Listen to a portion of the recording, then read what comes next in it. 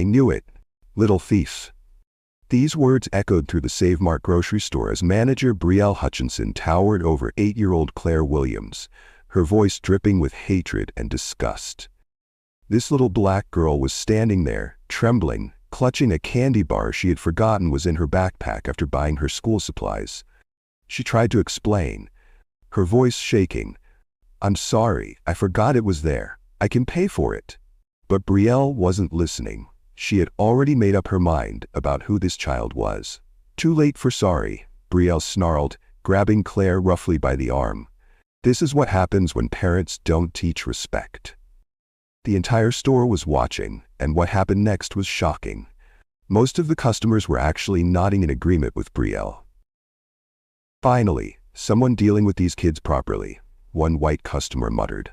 Another shouted, "Good for you, manager, they need to learn." Phones were recording every second, but not to help the little girl. People were filming because they thought they were witnessing justice being served. The crowd was getting worked up, supporting Brielle's actions.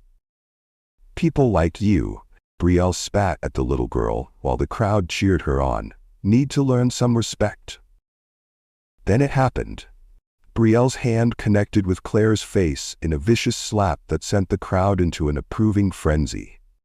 This 8-year-old girl, who had just been trying to buy supplies for her science project, stood frozen, her small hand pressed against her stinging cheek, fighting back tears.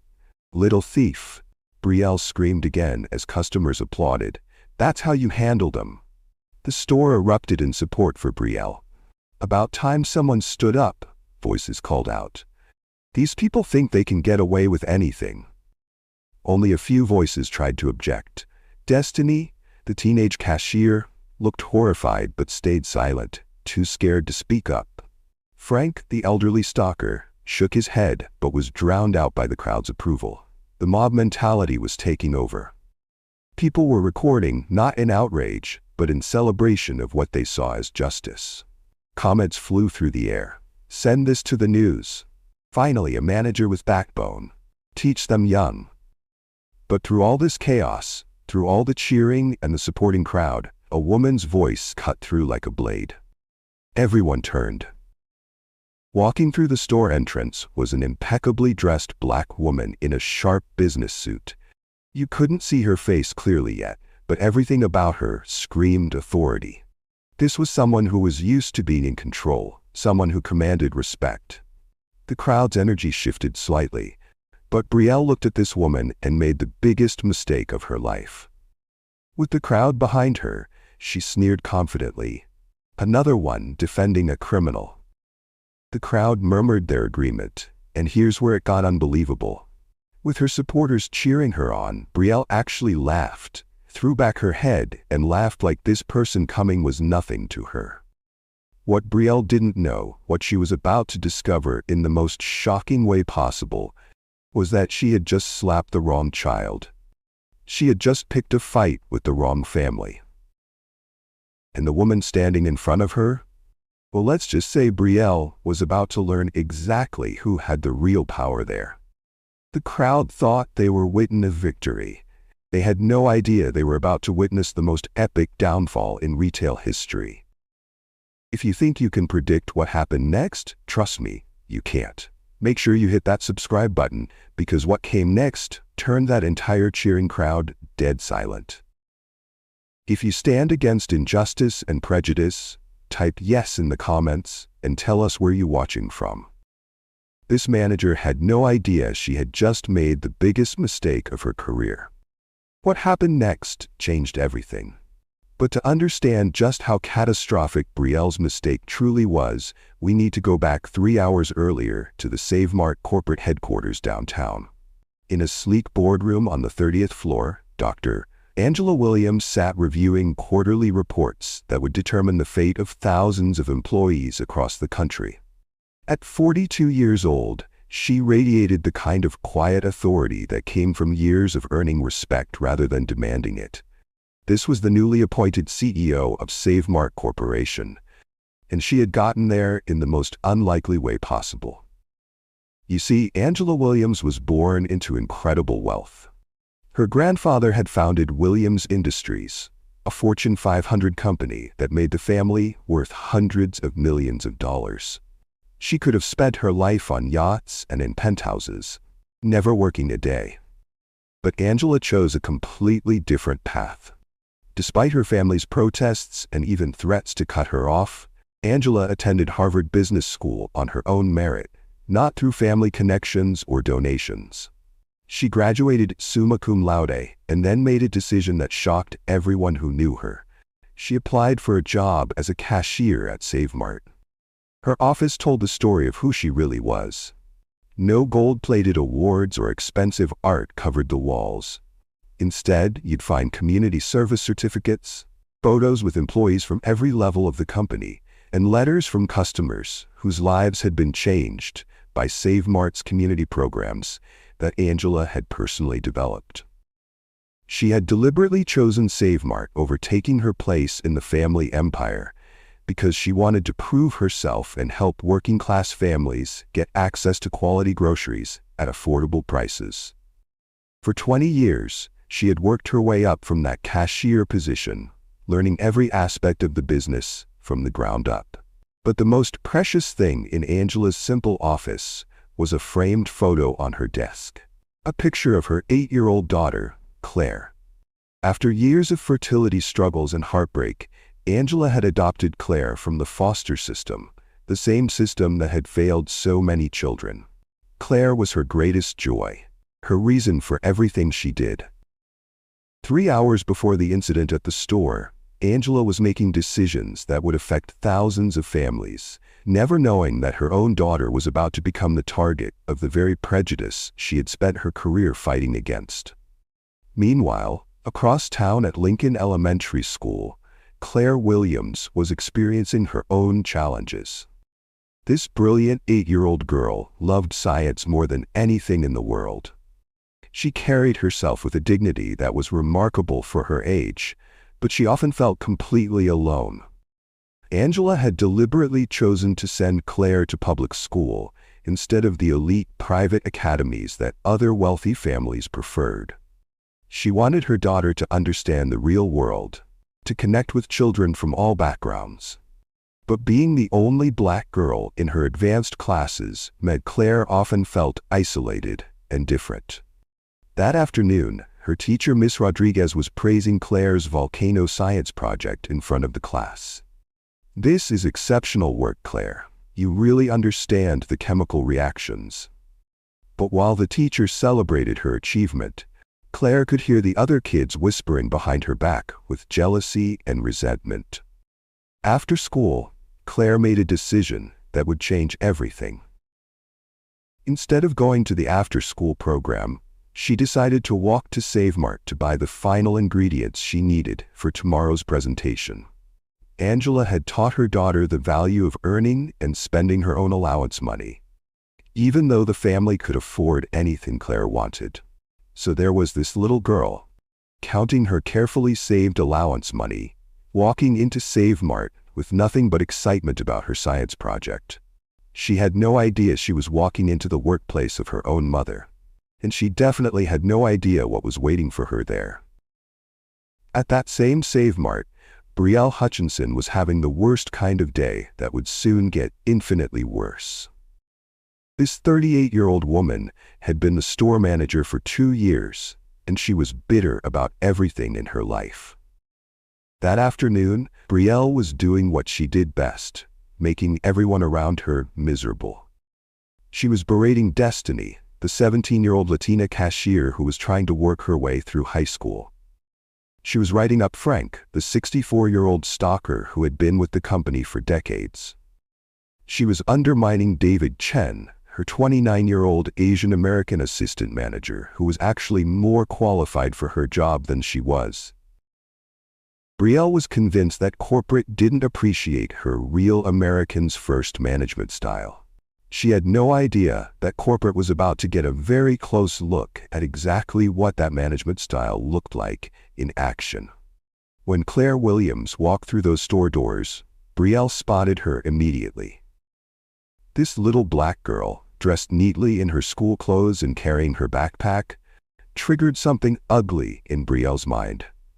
She started watching Claire like a predator watches prey. Bet her mother's on welfare, Brielle muttered to herself, making assumptions based on nothing but the color of Claire's skin. Probably sent her to steal. These were the poisonous thoughts running through Brielle's head as she began following an innocent 8-year-old girl through the store. She had no idea that this child's mother was sitting in the corporate boardroom at that very moment, reviewing reports that included Brielle's store performance, reports that were about to become very relevant. The stage was set for a collision that would expose the ugly truth about prejudice, power, and the assumptions we make about people based on how they look. Claire Williams, the CEO's daughter, was about to become the target of the very discrimination her mother had spent her career fighting against. And Brielle Hutchinson was about to learn that some mistakes can destroy your entire life in a single moment.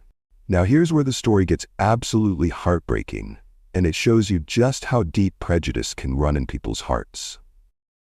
Claire Williams walked into that Save Mart with pure excitement about her science project.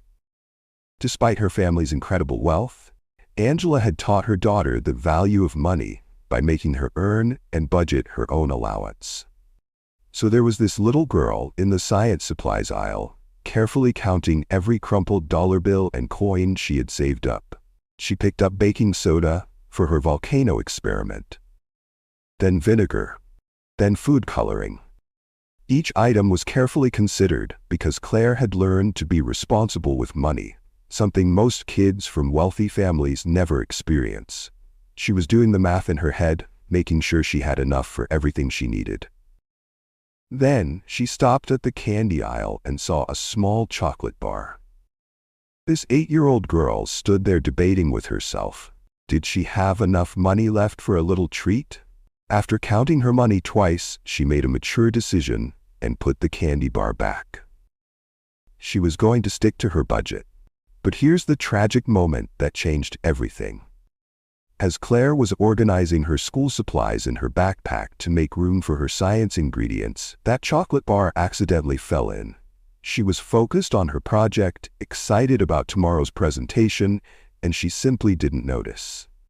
Meanwhile, Brielle Hutchinson had been watching this innocent child like a hawk. And what happened next will make your blood boil. Brielle started following Claire through the store, and she began making disgusting comments to other customers. "These people need to watch their kids better," she said loud enough for everyone to hear. Then it got worse. "Probably can't even afford what she's buying. Watch her use food stamps."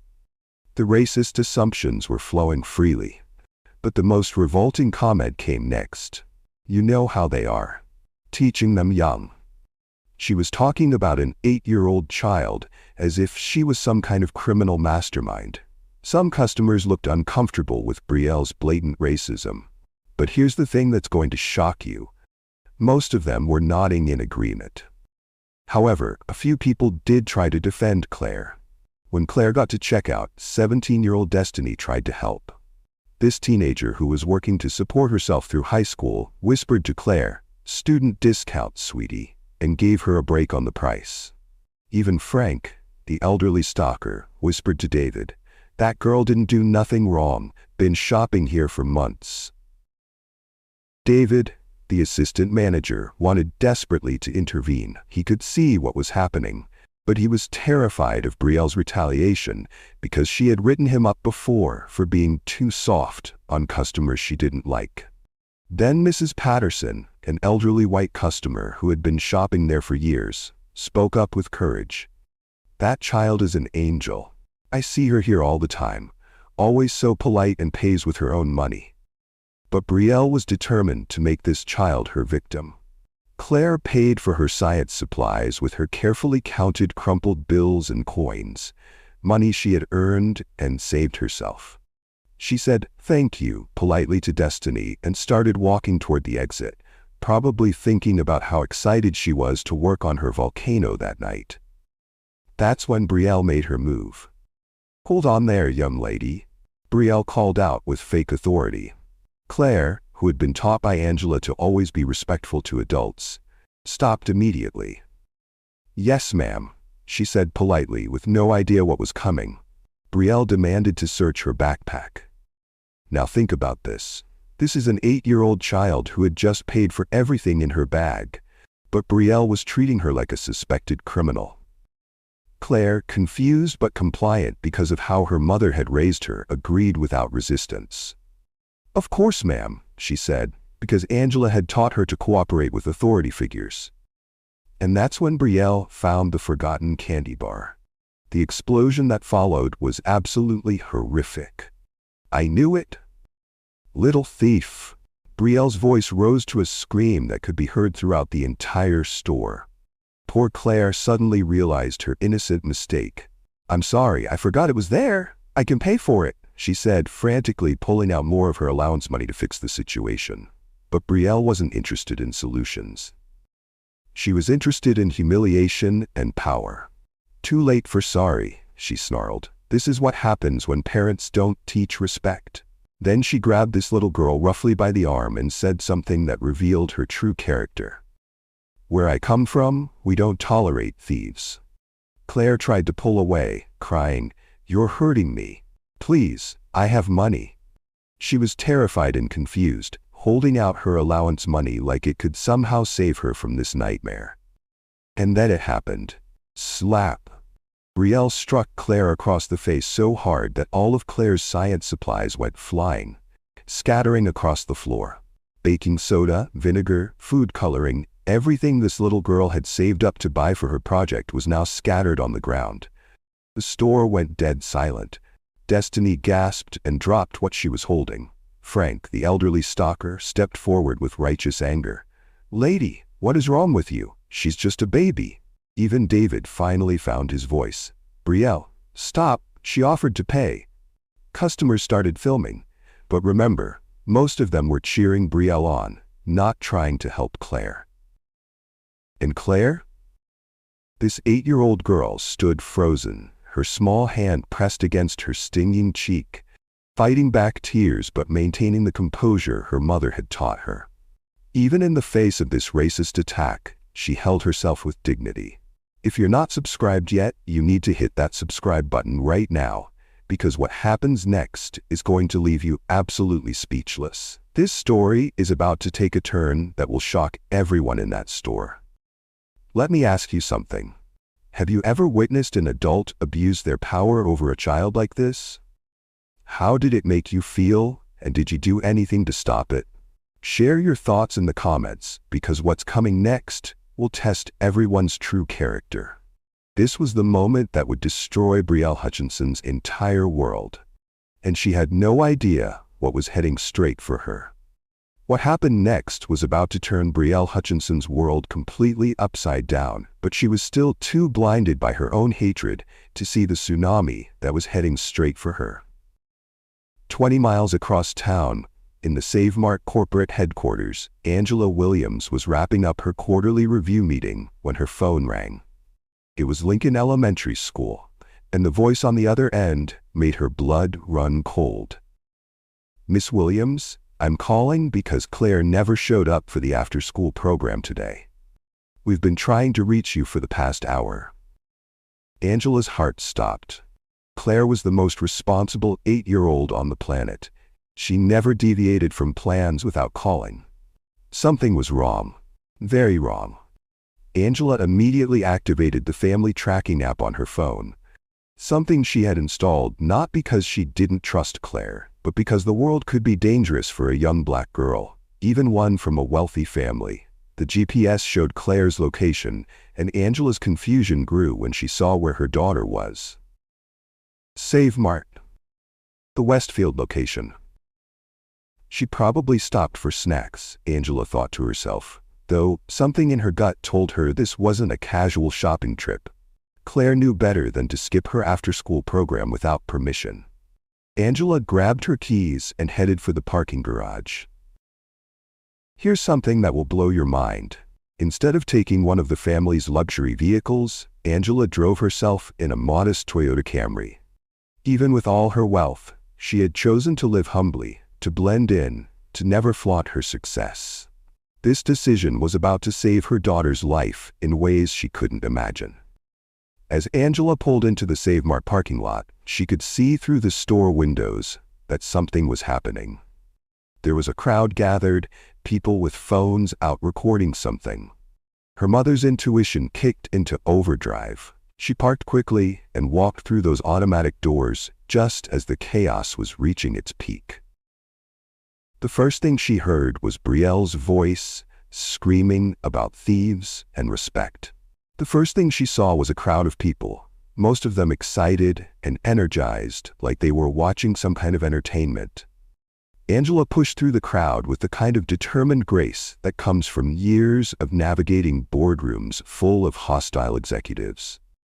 But when she finally broke through and saw what was at the center of all this attention, her world stopped spinning. There was Claire, her baby girl, standing in the middle of this mob with her hand pressed against her red, swollen cheek, fighting back tears with every ounce of dignity she could muster. The rage that filled Angela in that moment was unlike anything she had ever experienced. But here's what made Angela Williams a true leader. She didn't explode. She didn't scream. She channeled every ounce of that fury into ice-cold control. Brielle looked at Angela walking toward them and made another catastrophic assumption. She saw a black woman in business attire and immediately categorized her as just another difficult customer who was probably going to cause problems and demand to speak to managers. Great, Brielle muttered to the customers around her. Here comes another one to defend the little criminal. Angela ignored Brielle completely and went straight to her daughter. She kneeled down to Claire's level, her expensive business suit touching the dirty store floor, and gently examined her daughter's red cheek with hands that were trembling with barely contained rage. "Are you hurt anywhere else, sweetheart?" Angela asked softly, her voice filled with a mother's love and concern. But Brielle wasn't done with her performance for the crowd. "Your daughter is a thief," she announced loudly, making sure everyone could hear. "She's banned from this store permanently." Angela slowly stood up, and when she turned to face Brielle, something in the air changed. Anyone with any emotional intelligence would have recognized the dangerous calm in Angela's voice when she replied, "She's 8 years old, and you put your hands on her." It wasn't a question. It wasn't a plea. It was a statement of fact delivered with the kind of ice-cold precision that Angela had perfected in 20 years of corporate leadership. This was the tone of someone who was used to command, someone who expected to be obeyed, someone who had never lost a battle that truly mattered. But Brielle was too drunk on her own power and the crowd's approval to recognize the warning signs. "I don't care if she's 8 or 80, Brielle doubled down, playing to her audience. "Stealing is stealing, and I won't tolerate it in my store." The crowd murmured their approval. Someone shouted, "That's right. Teach them young." Then Brielle made it worse. "People like you need to teach your kids better instead of making excuses and playing the victim card." Angela's eyes flashed with something that would have terrified anyone smart enough to recognize it. But her voice remained controlled when she asked, "People like me?" "You know exactly what I mean," Brielle said with a smirk that the crowd loved. "Always playing the victim. Probably here to threaten a lawsuit now. Well, I've got news for you. I've got corporate backing, and they're not going to side with people like you." Then she delivered what she thought was the killing blow. "I bet you can't even afford a lawyer anyway." The crowd erupted in laughter and applause. They thought they were witnessing a victory.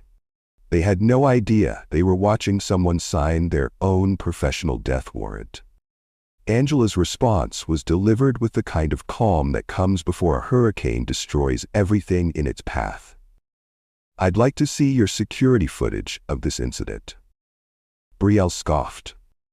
"I don't have to show you anything. I'm the manager here, not you."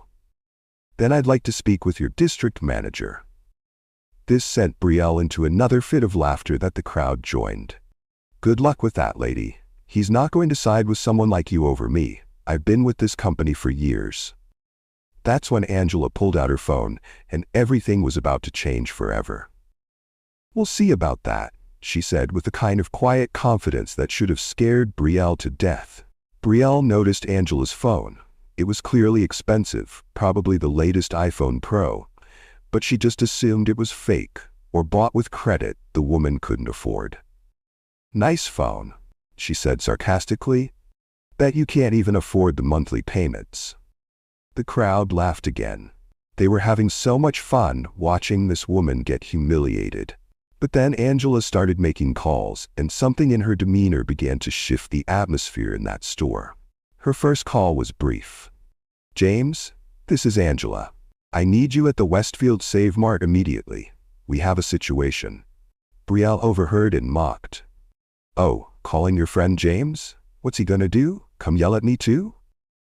Angela's second call. "Security department, I need all footage from the Westfield store from the last hour sent to my office immediately." "Your office?" Brielle laughed. "Lady, what office?" "The welfare office." The crowd was eating it up, but a few people were starting to notice something different about this woman. The way she carried herself, the way she spoke, the authority in her voice, this wasn't matching up with Brielle's assumptions. Angela's third call. "Legal, we have a situation involving assault on a minor. I need a team prepared." Now some of the employees were starting to look nervous. David, the assistant manager, was staring at Angela with growing recognition. Frank, the elderly stalker, was nodding his head like pieces of a puzzle were falling into place. While Angela was making her calls, Brielle continued her performance, berating other customers who had started to defend Claire. But the tide was turning. David approached Angela quietly, his voice shaking with fear and respect. "Ma'am, I saw everything that happened. She didn't mean to take that candy bar, and she tried to pay for it immediately. She's just a little girl." Destiny, the teenage cashier, whispered to Angela, "I've been trying to help, but she scares everyone. She says terrible things to customers and employees who aren't white. We're all afraid of her." Frank, the elderly stalker who had worked retail for decades and knew authority when he saw it, spoke loudly enough for everyone to hear. "In my day, adults protected children, not attacked them. This is shameful." Mrs. Patterson, the elderly customer who had been shopping there for years, stepped forward with conviction. "I've seen this little girl dozens of times with her mother. She's the most well-behaved child I know. Always polite, always respectful. This is wrong, and everyone here knows it." But the most telling moment came when other Save Mart employees started appearing from different parts of the store. Word was spreading through the employee network that something big was happening. Workers who had been afraid to speak up before were suddenly finding their courage. A cashier from Register 4 whispered, "She made racist comments about my family." A stalker from the back room said, "She tried to get me fired for helping Spanish-speaking customers." The assistant manager from the deli counter approached, "She's created a hostile work environment for months." Angela was taking mental notes of everything while continuing to make calls. Her fourth call was the one that would change everything. "Patricia, I need you at Westfield immediately. Bring the regional team." Brielle was still laughing, still playing to her crowd, but some of the smarter customers were starting to back away. Something was happening here that was bigger than a dispute over a candy bar. And then Angela made the call that would destroy Brielle's world forever. "Michael, it's Angela. I need corporate security at the Westfield location immediately. Full investigation team. We have a manager who has assaulted a child and created a hostile environment." If you were in Angela's shoes, what would you have done? Would you sack and arrest Brielle for slapping your daughter, or would you forgive her? Share your thoughts in the comments. And don't forget to hit the subscribe button for more stories like this. The cavalry was coming. And Brielle Hutchinson had absolutely no idea that her entire world was about to come crashing down around her. What you're about to witness is the most epic corporate takedown in history. And Brielle Hutchinson was about to learn that some assumptions can literally destroy your entire life in a matter of minutes. The phone calls that Angela was making were about to bring down a level of corporate authority that Brielle couldn't even comprehend. But she was still so drunk on her own power and the crowd's approval that she couldn't see the tsunami heading straight for her. Angela's first call had been brief but loaded with authority. "James, it's Angela. I need you at the Westfield Save Mart immediately." Brielle overheard this and, with her usual arrogance, mocked Angela in front of the crowd. "Ooh, calling James? James who? Some friend of yours from the neighborhood? What's he going to do? Come down here and yell at me too?" The crowd laughed and applauded Brielle's sarcasm. They thought they were witnessing a masterclass in putting someone in their place. Angela's second call was even more authoritative. "Security department, I need all footage from the Westfield store from the last hour sent to my office immediately. Priority 1. "Your office," Brielle screeched with laughter. "What office would that be, lady? The unemployment office? The welfare office?" The crowd erupted again. They were having the time of their lives watching this uppity woman get humiliated. Angela's third call sent chills through anyone smart enough to pay attention. "Legal department, we have a situation involving assault on a minor at the Westfield location. I need a full team prepared for immediate action." Brielle scoffed loudly. "Listen to this lady. She thinks she's so important calling her legal team. What are you gonna do? Sue me with your food stamp money?" But something was starting to shift in that store. The employees were acting strange. David, the assistant manager, got a phone call, and when he answered, his face went completely pale. His voice was shaking as he said, "Yes, sir, she's here now. Yes, sir, immediately." When he hung up, he looked at Brielle with something between pity and terror. Destiny, the teenage cashier, was staring at Angela with growing recognition. Her eyes went wide as pieces started falling into place. "Oh my God, Brielle," she whispered urgently. "Do you know who that is?" But Brielle was too far gone in her arrogance to listen to reason. "Some welfare queen with delusions of grandeur," she announced to the crowd.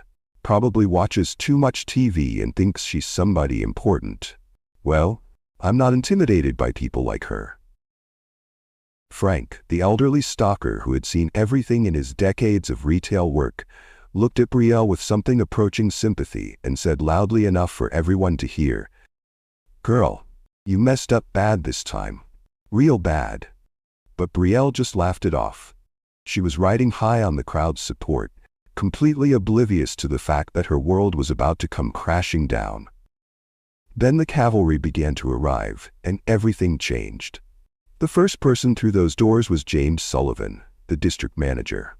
Normally, James was confident, aggressive, the kind of corporate climber who thought he owned the world. But today, James looked like he was about to throw up. He was visibly shaken, sweating through his expensive suit, his usual swagger completely gone. Right behind him came Patricia Hayes, the regional manager. A woman so high up in the corporate hierarchy that most store employees never even saw her picture, let alone met her in person. Patricia looked panicked, like she was rushing to prevent a nuclear disaster. Then came Michael Torres, the corporate security chief, carrying official documents and wearing the kind of serious expression that meant someone's life was about to change forever. And here's what made Brielle's world start to crumble. All three of these high-powered corporate executives, people who normally commanded absolute respect and fear from store employees, immediately deferred to Angela like she was royalty. "Yes, Miss Williams." "Right away, Miss Williams. Whatever you need, Miss Williams." James Sullivan, this district manager who normally treated store managers like they were beneath him, approached Angela almost bowing, his voice filled with terror and respect. "Miss Williams, I am so sorry. Please tell me how we can fix this situation." The crowd was starting to get confused. Why were these important-looking corporate people treating this woman like she was their boss? But Brielle was still too arrogant to read the room. She marched up to James with her chest puffed out and said, "Finally, someone with authority showed up. Get these people out of my store right now. I've got a business to run." James looked at Brielle like she had just signed her own death warrant. His voice was filled with horror when he asked, "Brielle, what have you done?" "What have I done?" Brielle replied with indignation, still playing to her crowd. "I caught a thief and dealt with some difficult customers who were trying to cause trouble in my store. I did my job. What's the big deal?" The silence that followed was deafening.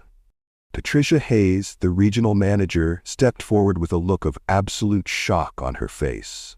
Her voice was barely above a whisper when she said, "Brielle, you assaulted the CEO's daughter." Time stopped. "The CEO's what?" Brielle's voice cracked for the first time since this whole nightmare began. James Sullivan, this powerful district manager, looked like he wanted to disappear into the floor when he said, "Brielle, I'd like you to meet Angela Williams, CEO of SaveMart Corporation." The words hit Brielle like a physical blow. All the color drained from her face as the reality began to sink in. The crowd that had been supporting her moments before went dead silent. You could have heard a pin drop in that store. Angela Williams, CEO of SaveMart Corporation, the woman Brielle had been insulting, the woman she had accused of being on welfare, the woman whose daughter she had slapped, was her ultimate boss. The person who could fire every single person in that building with a phone call. The person who controlled the future of every SaveMart employee in the country.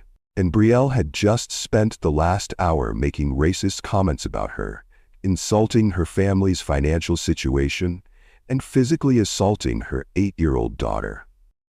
The crowd that had been cheering Brielle on started backing away like she was radioactive. Phones that had been recording in support were now capturing what was about to become the most viral corporate takedown in internet history. David, the assistant manager, looked like he was about to faint. Destiny, the teenage cashier, had her hands over her mouth in shock. Frank, the elderly stalker, was shaking his head with the kind of sadness that comes from watching someone destroy their own life. But the most heartbreaking part of all this? 8-year-old Claire Williams was still standing there with her hand pressed against her swollen cheek, watching the adults around her realize that they had participated in or allowed the abuse of someone they should have protected. Angela Williams, the most powerful person in that room, the woman who controlled the livelihoods of hundreds of thousands of employees, had just watched her daughter get assaulted while a crowd of people cheered it on. The reckoning was about to begin, and it was going to be unlike anything anyone in that store had ever witnessed. Brielle's face wasn't just pale now. It was gray, like all the blood had left her body. Her mouth was opening and closing like a fish out of water as she tried to process what she had just learned. She had spent her entire career at SaveMart. She had worked her way up to manager. She had plans, dreams, a future. And she had just destroyed all of it in one moment of racist hatred against an 8-year-old child who happened to be the daughter of the most powerful person in the company. If you haven't subscribed to this channel yet, you absolutely must hit that subscribe button right now, because the tables are about to turn in a way that will restore your faith in karma. The most powerful CEO in retail was about to show Brielle Hutchinson exactly what happens when you mess with the wrong family. What happened next was the most powerful moment of justice and accountability you will ever witness, and it changed everyone in that store forever. This was the moment when 20 years of corporate experience, a mother's protective instincts, and the power of truth collided in the most spectacular way imaginable. Angela Williams stepped forward with the quiet authority that had made her one of the most respected CEOs in America. Every step she took seemed to carry the weight of her entire journey, from the foster care system to Harvard Business School, from cashier to boardroom, from poverty to power. Her voice was calm, controlled, but carried the weight of absolute authority when she said, "Brielle Hutchinson, allow me to introduce myself properly. I'm Angela Williams, CEO of SaveMart Corporation." The words hung in the air like a death sentence, echoing through the store and into the hearts of everyone who heard them. You could literally watch the color drain from faces around the room as the magnitude of what had just happened began to sink in. Brielle stammered, her entire worldview crashing down around her like a house of cards in a hurricane. But you look so… I mean… She couldn't even finish the sentence, because saying what she really thought would have made everything infinitely worse. The racist assumptions that had guided her entire interaction were now exposed for everyone to see. Angela continued with devastating calm, each word calculated for maximum impact. The company you work for. The company I've dedicated the last 20 years of my career to building from the ground up. The company where I started as a cashier making minimum wage, working nights and weekends to support myself through business school. The irony was so thick you could cut it with a knife. Here was a woman who had risen from nothing to everything, being accused by someone who had never known real struggle of being on welfare and unable to afford a lawyer. James Sullivan pulled out his tablet with trembling hands, and the security footage began playing for everyone to see. There it was in high definition, from multiple angles. Brielle stalking an innocent child through the store, making racist comments to customers, grabbing Claire roughly by the arm, and then striking her across the face, while a crowd of people cheered and recorded. The evidence was undeniable, and it was absolutely horrifying to watch when you knew the full context. I started as a cashier at a Save Mart just like this one, Angela continued, her voice steady, but her eyes blazing with controlled fury that seemed to burn right through Brielle's soul. Because I believe in understanding every level of this business. I wanted to know what our customers experience, what our employees face day in and day out, what really happens in our stores when no one from corporate is watching. She paused, letting the weight of that revelation sink in. I spent 2 decades working my way up through this company, learning every job, understanding every challenge, because I wanted to create a place where every person, regardless of race, class, or background, would be treated with dignity and respect. The irony was crushing and beautiful at the same time. Angela had spent decades working her way up specifically to prevent situations like this, and she had just witnessed her own daughter become a victim of the exact prejudice she had dedicated her entire career to fighting against. Brielle's desperate backpedaling began immediately, her voice cracking with panic and disbelief. "Miss Williams, I had no idea. If I had known who you were, I would never have." But Angela cut her off with the precision of a surgeon removing a tumor, her voice sharp enough to slice through steel. "Known what, Brielle? That you shouldn't hit children? That you shouldn't make racist assumptions about people based on the color of their skin? That you shouldn't terrorize customers in my stores? That you shouldn't create a hostile environment for employees who don't look like you?" Each question hit like a physical blow, and you could see Brielle wilting under the assault of truth. I was just doing my job, protecting company property," Brielle whimpered, grasping for any excuse that might save her career, her reputation, her future. Angela's response was devastating, delivered with the kind of quiet fury that was somehow more terrifying than screaming. By terrorizing an 8-year-old child over a 99-cent candy bar that she immediately offered to pay for? By making racist assumptions about a family's financial situation? By physically assaulting a customer's child while a crowd cheered you on? Is that what you call protecting company property? The questions hung in the air like accusations from a prosecutor who had already won the case. There were no good answers, no reasonable explanations, no justifications that could possibly make sense. Brielle's deep-seated racism started spilling out in her panic, revealing the toxic thoughts that had been poisoning her mind for years. I thought she was… people like that usually. I didn't know she was your… Angela stepped closer, her presence somehow filling the entire space around them, her voice dropping to a whisper that somehow carried more authority than any scream ever could. "People like what, Brielle? Finish that sentence. Tell everyone in this store exactly what you mean by people like that. Explain to all these customers and employees what assumptions you make about black families who shop in your store." The silence was deafening, crushing, absolute. Brielle's mouth opened and closed like a fish drowning in air, but no words came out.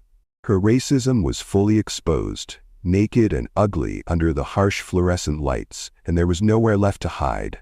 No way to take back what everyone had heard. That's when the floodgates opened, and the full scope of Brielle's systematic discrimination came pouring out like a burst dam. What had seemed like an isolated incident was revealed to be part of a much larger pattern of hatred and abuse. Destiny, the teenage Latina cashier, who had been terrorized and belittled for months, finally found her courage. Her voice shook with years of suppressed pain and anger as she said, "She's made racist comments before, constantly, always about customers and employees who aren't white. She told me I probably only got my job because of diversity quotas, and that I should be grateful that places like Save Mart were forced to hire people like me. She said I needed to work twice as hard to prove I deserved to be here." The pain in Destiny's voice was heartbreaking. This teenager, who was working 2 jobs to support herself through high school, had been carrying this burden of harassment for months, afraid to speak up because she needed the job to survive. David, the Asian American assistant manager, stepped forward with years of suppressed anger and frustration written all over his face. She created a hostile work environment for everyone who wasn't white. She constantly undermined my authority with other employees, questioned my decisions in front of customers, and made jokes about my heritage. She said diversity hiring was ruining the company and that real Americans were being pushed out by political correctness. You could see the relief in David's face as he finally spoke his truth after months of suffering in silence, afraid that standing up to Brielle would cost him his job and his ability to support his family. Frank, the elderly stalker with decades of wisdom carved into every line on his face, spoke with the authority of someone who had lived through the civil rights movement and seen both the progress and the setbacks. "She tried to get me fired for helping Spanish-speaking customers. She said I was encouraging illegals by providing translation assistance, and that we shouldn't cater to people who won't learn English. She told me I was too old to understand how the invasion was destroying America." The cruelty of attacking Frank, this elderly man who had dedicated his life to helping others, revealed the depth of Brielle's hatred.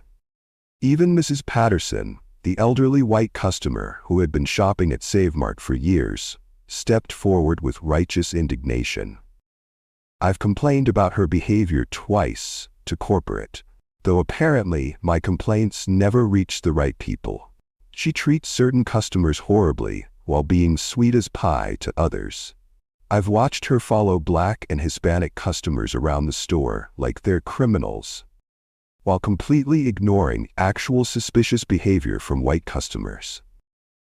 Mrs. Patterson's testimony was particularly damning because it came from someone who looked like Brielle's ideal customer, an elderly white woman who had no apparent reason to lie or exaggerate.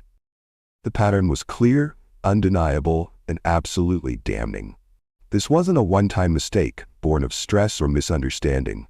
It was systematic, deliberate racism that had been poisoning this store's environment for years, affecting employees and customers alike. Angela listened to every testimony with the focused attention of a CEO conducting a critical business review, her face growing more resolute and determined with each story of discrimination and abuse. When the last person had spoken, she turned to address the entire crowd that had gathered to witness this unprecedented confrontation.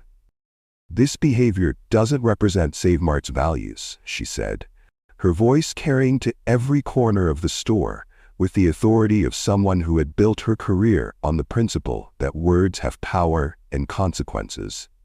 "More importantly, it doesn't represent my values as a human being. As a mother, as someone who has dedicated her life to creating opportunities for people regardless of their background." She paused, looking directly at the customers who had been cheering Brielle's abuse just minutes earlier. "I may have been born into privilege," Angela continued, But I chose to work at SaveMart because I believe every person who walks through our doors deserves to be treated with dignity and respect, regardless of their race, their economic status, their language, their accent, or any other factor that makes them different. The contrast was stunning. Here was a woman with generational wealth choosing to dedicate her life to serving working-class families, while Brielle, who came from a much more modest background, had spent her time attacking the very people she should have been helping. Then came the consequences, delivered with the swift efficiency of a CEO who had made tough decisions for 2 decades. Brielle Hutchinson, you are terminated immediately, effective this moment. Security will escort you from the premises, and you will never work for SaveMart Corporation again. Your actions today, and the pattern of discrimination that has been revealed, are incompatible with our values and will not be tolerated under any circumstances. Michael Torres, the corporate security chief, stepped forward with official termination papers already prepared. The speed and efficiency of the response showed that this wasn't Angela's first time dealing with personnel crises, but it was certainly the most personal. Brielle was escorted out of the store she had terrorized, past the customers she had humiliated and discriminated against, past the employees she had abused and threatened, through the doors she would never enter as an employee again. The walk of shame was witnessed by everyone who had seen her moment of power, and now they were seeing her complete downfall. But Angela wasn't finished. She was just getting started on the systematic changes that would ensure this kind of discrimination could never happen again in any SaveMart location. She announced immediate policy changes that would ripple through every SaveMart location in the country. Mandatory bias training for all employees at every level, zero-tolerance policies for discrimination of any kind, new anonymous reporting systems for customers and employees to report misconduct safely, and regular corporate visits to ensure compliance. And Angela added, with the kind of personal commitment that separated great leaders from mere managers, I will personally review every complaint and every incident report to make sure this never happens again. This is my promise to every customer, every employee, and every family that chooses to shop with us. She turned to apologize personally to every customer and employee who had been affected by Brielle's reign of terror, taking the time to listen to their stories and understand how they had been impacted. But the most important conversation was still to come. Angela kneeled down to Claire's level, right there in the store aisle. Her expensive business suit touching the cold floor where her daughter's science supplies were still scattered like the remnants of innocence lost. The image was powerful. One of the most successful women in America, getting down on her knees to comfort her traumatized child. I'm so sorry this happened to you, sweetheart. Are you okay? Does your cheek still hurt? Claire, this remarkable 8-year-old girl, who had shown more dignity and composure under pressure than most adults ever will, looked at her mother with eyes full of confusion, hurt, and surprisingly, wisdom beyond her years. Mom, why did she hate me so much? I was going to pay for the candy as soon as I realized it was in my backpack. I always pay with my own money like you taught me. I worked so hard to save up for my science project. I don't understand why she was so angry at me. Why all those people were cheering when she hurt me. Angela's heart broke into a million pieces as she gathered her daughter in her arms, feeling the weight of having to explain the existence of racism to a child who had never encountered such hatred before. Some people make assumptions based on how others look, she said gently, choosing her words carefully to explain a complex and ugly reality to an innocent mind. They let prejudice and fear poison their hearts. They judge people without knowing anything about them. That's their problem, not yours, baby. You did nothing wrong. You handled yourself with grace and dignity under the worst circumstances imaginable. You were polite, even when she was cruel. You offered to pay even when she was accusing you. You stayed calm even when she hurt you. I'm so proud of the young woman you're becoming, Claire. Together, they gathered up Claire's scattered science supplies, The baking soda, the vinegar, the food coloring for the volcano project that had started this entire nightmare. But now these simple items would become something more, symbols of how knowledge and education could overcome ignorance and hatred, how science and learning could build bridges where prejudice had tried to build walls. The immediate aftermath was swift and decisive, but the long-term changes were even more profound and far-reaching. Within 2 weeks, the video of Brielle's racist attack had gone viral across every social media platform, sparking nationwide conversations about unconscious bias, assumptions about wealth and class, the treatment of children in public spaces, and the responsibility of businesses to protect all customers. But this wasn't just another viral outrage that would be forgotten in a week. It became a catalyst for real, systemic change. SaveMart implemented the most comprehensive anti-discrimination training programs in retail history. Every employee, from part-time cashiers to senior executives, went through extensive education about bias, cultural competency, customer service excellence, and the company's zero-tolerance policies. Angela established a scholarship fund for underprivileged students interested in STEM fields, turning her daughter's traumatic experience into an opportunity to help other children pursue their dreams of becoming scientists, engineers, and innovators. When Claire returned to that same SaveMart 2 weeks later with her mother for their regular shopping trip, she was greeted warmly by David, who had been promoted to store manager in recognition of his years of excellent service despite Brielle's interference. The transformation was remarkable. The hostile, tension-filled environment that Brielle had created was replaced by genuine warmth, respect, and care for all customers. The final shot showed the transformed SaveMart with its prominent new diversity and inclusion banner. Angela and Claire shopping together like any other family, but now in a store where every employee understood that their most important job was to serve all customers with dignity, respect, and genuine care. But here's something that will absolutely blow your mind. This incredible story of justice, transformation, and corporate accountability wasn't actually the end of the saga. Brielle Hutchinson's reaction to losing everything she had worked for is about to take this story to even more shocking and unbelievable levels. If you want to see what happened when Brielle tried to sue SaveMart and Angela Williams personally, claiming that she was actually the victim of reverse discrimination and that her civil rights had been violated, you absolutely must subscribe to this channel right now.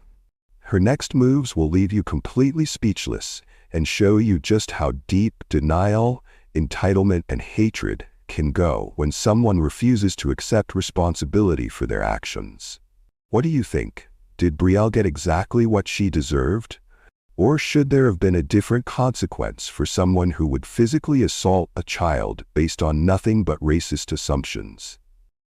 Do you think people can change? Or was Angela right to show zero tolerance?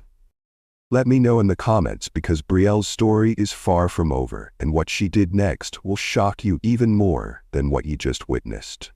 Don't forget to subscribe, because the saga of Brielle Hutchinson is about to get even more unbelievable, and you won't want to miss a single moment of what happens when entitled people refuse to accept the consequences of their own actions.